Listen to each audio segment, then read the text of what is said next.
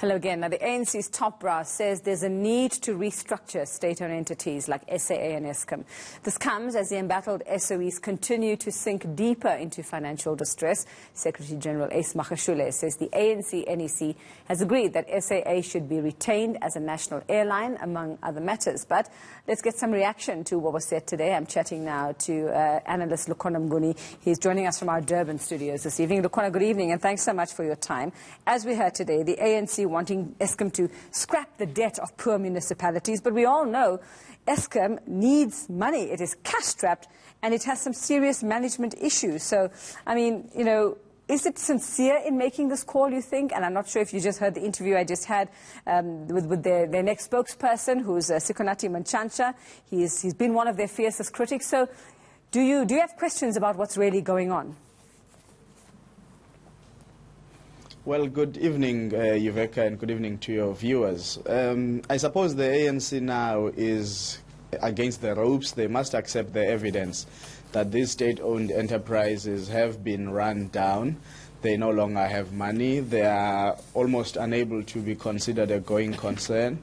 And so what that implies is, you know, you need to take the bold steps that you had been avoiding. For example, if you talk about Eskom, when the management said we don't have money to increase salaries, the politicians thought there was still scope to maneuver, and they sort of strong-armed the board and the management to ensure that their salary increase is there. So if you look at SAA, I mean, for the longest time, people have been saying restructure SAA. And then if you look about 2 years ago, probably SAA had much more viable assets than it does today. Today you are looking at something that even if you restructure, you rationalize, as some of the words that are being used now. If you do that, you might not actually recoup much from the assets that you'd let go because you've allowed the entity to continue drowning. So, but what I do think now is interesting is that the ANC is speaking a language that faces the reality, that you can no longer continue to say, no, we'll keep bailing these out. And I think Treasury under Tito Mboweni has been quite firm to say that I'm not just going to keep throwing money at the SOEs. I think that was sort of his comeback line last year when he gave his budget speech. And he has sort of demonstrated, I think, in the last week or two that he's not going to give that 2 billion rands to SAA. Whether he has it or not is another thing, but he has been quite firm to say you've got to show that you are a different beast than the one that is just a money guzzler. And I mean, if we have to talk about the politics of it all and what's happening inside the ANC, Lukhona, with regard to all of this, Pravin Gordhan, I mean, you can't talk SOEs without him, and you can't talk, you know, just the ANC without Pravin Gordhan at the moment and their recent troubles and squabbles and issues with him. But we see the president standing firm, putting his foot down. So, I mean, do you think it's the end we've heard, the last we've heard of this, and he'll just be allowed to go on and do his job? Well, remember, Yuveka, in politics there are two arenas of power play. It's the public arena, and of course there's the corridor talk that happens behind the scenes. I don't think behind the scenes the discussions are over. You'll remember in the past there would have been a moment when people said former President Jacob Zuma is going to reshuffle cabinet, and then he said, no, don't worry about it. When I'm ready, I'll tell you. And it goes on for months. So the fact that it hasn't happened now doesn't necessarily say this matter has been put to rest, because the competing interests that agitated for the removal of Pravin Gordhan have not escaped us. They have not now been laid to rest. And of course, some people will have much more different ways and tactics to actually call for his removal. I do think, though, irrespective of how you look at it, the president himself probably does want to reshuffle cabinet in one way or the other, but some people want to take advantage of that. Remember, there is a deputy minister position that has not been filled yet, and I've always wondered why you want to tamper with cabinet when you are filling a position of someone who was not in cabinet, because deputy ministers are not in cabinet.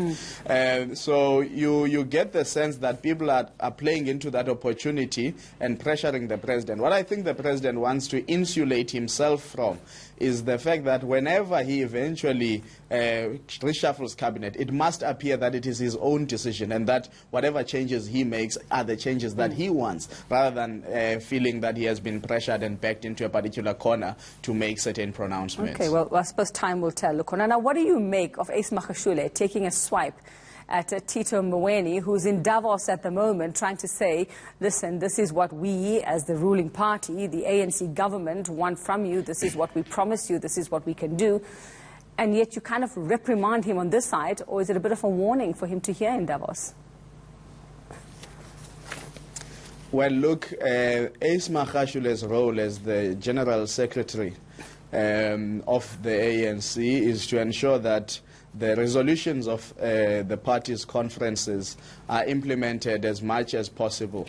You will remember that the bone of contention is around the whole Reserve Bank nationalization issue. When the President Ramaphosa, went to East London in his first January 8 statement, he unequivocally made it clear that, you know, the ANC would implement its resolutions, including the nationalization of the South African Reserve Bank. It was just a matter of timing, I think, that would be up for grabs. But now, Tito Mboweni is suddenly saying the entire resolution itself was a mistake.